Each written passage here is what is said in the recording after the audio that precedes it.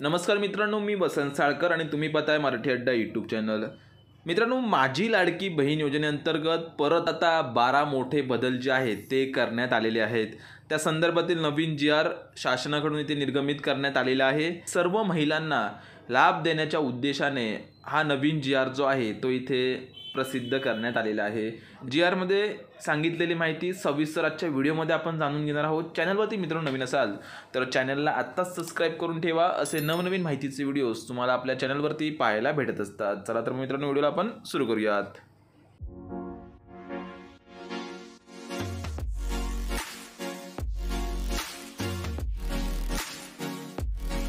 तर मित्रांनो, तुम्ही इथे पाहू शकता, मुख्यमंत्री माझी लाडकी बहीण या योजनेच्या अंमलबजावणीमध्ये सुधारणेसह व्याप्ती वाढवण्याबाबत हा जो जी.आर. आहे महिला व बालविकास विभागाअंतर्गत दिनांक 12 जुलै 2024 रोजी इथे प्रसिद्ध करण्यात आलेला आहे।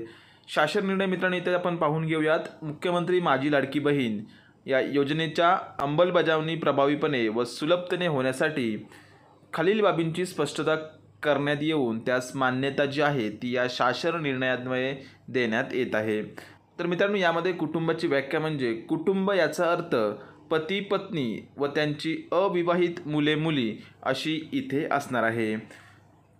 त्यानंतर दुसऱ्या क्रमांकाला तुम्ही इथे पाहू शकता, नवविवाहित महिलेच्या बाबतीत तिचे नाव रेशन कार्डवर लगेच लावणे शक्य होत नाही, त्यामुळे विवाहित नोंदणी प्रमाणपत्र असलेल्या अशा नवविवाहित महिलेच्या पतीचे रेशन कार्ड हे उत्पन्नाचा दाखला म्हणून आता इथे ग्राह्य धरण्यात येणार आहे। लग्न झालेल्या महिलांसाठी किंवा मुलींसाठी अतिशय महत्त्वाचा असा हा बदल इथे करण्यात आलेला आहे। तर मित्रांनो, तिसऱ्या क्रमांकाला पाहू शकता, परराज्यात जन्म झालेल्या व महाराष्ट्रात व सध्या महाराष्ट्रात वास्तव्यास असेल त्या महिलेने महाराष्ट्रातील अधिवास असणाऱ्या पुरुषाबरोबर विवाह केला तर अशा बाबतीत त्यांच्या पतीचे जन्मदाखला किंवा शाळा सोडलेल्याचे प्रमाणपत्र, अधिवास प्रमाणपत्र जे आहे ते इथे ग्राह्य धरण्यात येणार आहे। याशिवाय महिलेच्या पतीचे 15 वर्षापूर्वीचे रेशन कार्ड व 15 वर्षापूर्वीचे मतदान कार्ड जे आहे ते सुद्धा इथे ग्राह्य धरलं जाणार आहे। मित्रांनो, अतिशय महत्त्वाचे व जेणेकरून महाराष्ट्रातील सर्व महिलांना या योजनेचा लाभ घेता येईल अशा प्रकारचे बदल जे आहेत ते मोठे बदल या शासन निर्णयाद्वारे करण्यात आलेले आहेत। चौथ्या क्रमांकाला तुम्ही पाहू शकता, सदर योजनेचा लाभ घेण्यासाठी पोस्टातील बँक खाते ग्राह्य धरण्यात येणार आहे। योजनेच्या ऑफलाईन अर्जावरील लाभार्थी महिलेच्या फोटो काढून तो ऑनलाईन अर्ज दाखल करण्यासाठी इथे ग्राह्य धरण्यात येणार आहे। 6व्या क्रमांकाला, सदर योजनेअंतर्गत नागरी व ग्रामीण भागातील बालवाडी सेविका, अंगणवाडी सेविका, NULM यांचे समूह संघटक, CRP, मदत कक्ष प्रमुख व CM म्हणजेच सिटी मिशन मॅनेजर अशा सेविका, सेतू सुविधा केंद्र व आपले सरकार सेवा केंद्र यांना पात्र महिलांचे अर्ज भरून घेण्यासाठी प्राधिकृत करण्यात जे आहे ते इथे आलेलं आहे। म्हणजेच आता माझी लाडकी बहीण या योजनेचे फॉर्म जे आहेत मित्रांनो ते तुम्ही अंगणवाडी सेविका, बालवाडी सेविका, NULM यांचे समूह संघटक, CRP, त्यानंतर मदत कक्ष प्रमुख व CMM म्हणजे सिटी मिशन मॅनेजर अशा सेविका, सेतू सुविधा केंद्र व आपले सरकार सेवक केंद्र यांच्याकडे तुम्ही तुमचे ऑफलाईन फॉर्म जे आहेत ते इथे जमा करू शकता। 7व्या क्रमांकाला अतिशय महत्त्वाचा असा मुद्दा आहे मित्रांनो, नीट लक्ष देऊन ऐका। केंद्र शासनाने विविध शासकीय योजनांचा लाभ PFMS-DBT प्रणालीद्वारे देण्याची प्रक्रिया कार्यान्वित केली आहे। केंद्र किंवा राज्य शासनाच्या विविध योजनांमधील उदाहरणार्थ PM किसान योजना, पोषण, MGNREGS, PM Svanidhi, GSAY, PMMVY व अन्य तत्सम योजनाचे जे लाभार्थी आहेत त्या लाभार्थ्यांना मुख्यमंत्री माझी लाडकी बहीण या योजनेच्या अटी शर्तीनुसार जे आहे ते इथे पात्र ठरवलं जाणार आहे।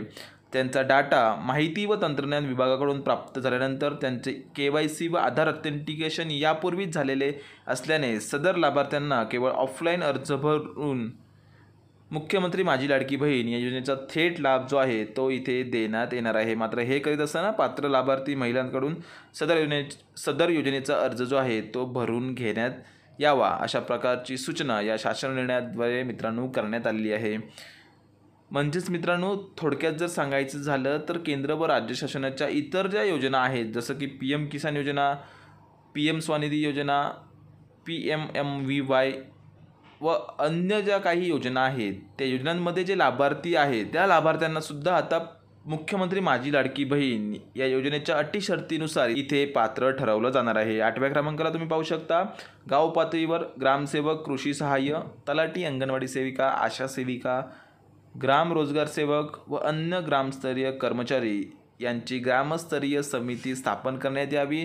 तसेच सदर समितीचे संयोजक ग्रामसेवक व सदस्य सचिव अंगणवाडी सेविका राहतील। समितीने सदर योजनेसाठी गाव पातळीवर शिबिर आयोजित करून त्यामध्ये ऑनलाईन तसेच ऑफलाईन या दोन्ही पद्धतीने लाभार्थ्यांची नोंदणी करावी आणि ऑफलाईन अर्ज यथावकाश ॲप व पोर्टलवर भरण्यात यावेत अशा प्रकारच्या सूचना इथे या शासन निर्णयाद्वारे मित्रांनो देण्यात आलेल्या आहेत। 9व्या क्रमांकाला ग्रामस्तरीय समितीमार्फत अंतिम लाभार्थी महिलांच्या यादीचे प्रत्येक शनिवारी व आवश्यकतेनुसार गाव चावडीवर वाचन करण्यात यावे। तसेच सदर यादी ग्रामपंचायत व अंगणवाडी केंद्रामध्ये प्रसिद्ध करण्यात यावी। सदर प्रसिद्ध करण्यात आलेल्या यादीवर हरकती प्राप्त झाल्यास त्यांचे निराकरण करण्यात यावे अशा प्रकारच्या सूचना इथे या शासन निर्णयाद्वारे देण्यात आलेल्या आहेत। मित्रांनो अतिशय महत्त्वाचे असे हे निर्णय आहेत जेणेकरून महाराष्ट्रातील प्रत्येक मुलीला महिलेला या योजनेचा लाभ घेता यावा या अनुषंगाने हे जे बदल आहेत हे करण्यात आलेले आहेत। 10व्या क्रमांकाला पाहू शकता शासन निर्णय दिनांक 5 जुलै 2024 अन्वये मुख्यमंत्री माझी लाडकी बहीण या योजनेच्या अंमलबजावणीसाठी अ+अ व ब वर्ग महानगरपालिकांमध्ये वार्डस्तरीय संरचना असल्याने या महानगरपालिका क्षेत्राकरिता तालुकास्तरीय समितीऐवजी वार्डस्तरीय समिती गठीत करण्यात आलेली आहे। सदर समिती आता अ+अ व ब वर्ग महानगरपालिकांपुरती मर्यादित न राहता सर्व महानगरपालिका क्षेत्रात वार्डस्तरीय समिती गठीत जी आहे ती करण्यात यावी अशा प्रकारच्या सूचना देण्यात आलेल्या आहेत। तालुका वार्डस्तरीय समितीमार्फत पात्र लाभार्थ्यांची निवड करून लाभार्थ्यांची अंतिम यादी प्रसिद्ध करावी। जिल्हास्तरीय समितीने तालुकास्तरीय समितीवर देखरेख व संनियंत्रण ठेवण्यात यावे अशा सुद्धा सूचना इथे या शासन निर्णयाद्वारे देण्यात आलेल्या आहेत। 12वा व शेवटचा बदल इथे आपण जाणून घेणार आहोत। नागरी व ग्रामीण भागातील बालवाडी सेविका, अंगणवाडी सेविका, NULM यांचे समूह संघटक म्हणजे CRP, मदत कक्ष प्रमुख CMM, सिटी मिशन मॅनेजर, आशा सेविका, सेतू सुविधा केंद्र, अंगणवाडी पर्यवेक्षिका, ग्रामसेवक व आपले सरकार सेवा केंद्र यांना लाभार्थ्यांची अंतिम यादी प्रसिद्ध झाल्यावर एकूण पात्र लाभार्थ्याचे अर्ज सादर केल्याप्रमाणे आणि सदर ऑनलाईन ॲपवर किंवा पोर्टलवर प्रति यशस्वी प्राप्त लाभार्थ्याची नोंदणी झाल्यानंतर म्हणजे successful online updation for beneficiary झाल्यानंतर ₹50 याप्रमाणे प्रोत्साहन भत्ता जो आहे तो आता देण्यात येणार आहे। अतिशय आनंदाची अशी ही बातमी आहे मित्रांनो, जेणेकरून अंगणवाडी सेविका, बालवाडी सेविका यांनासुद्धा व इतर जे काय घटक आहेत त्यांनासुद्धा इथे प्रोत्साहन भत्ता जो आहे तो ₹50 प्रोत्साहन भत्ता इथे दिला जाणार आहे। मित्रांनो आशा करतोय की व्हिडिओमध्ये सांगितलेली माहिती तुम्हाला नक्कीच आवडली असेल। मित्रांनो व्हिडिओ जर आवडला असेल तर तुमच्या मित्रांमध्ये मैत्रिणींमध्ये नक्की शेअर करा जेणेकरून त्यांनासुद्धा मुख्यमंत्री माझी लाडकी बहीण या योजनेचा ₹1,500 लाभ जो आहे तो इथे घेता येईल। धन्यवाद। पुन्हा भेटूया नवीन माहितीसह नवीन व्हिडिओमध्ये।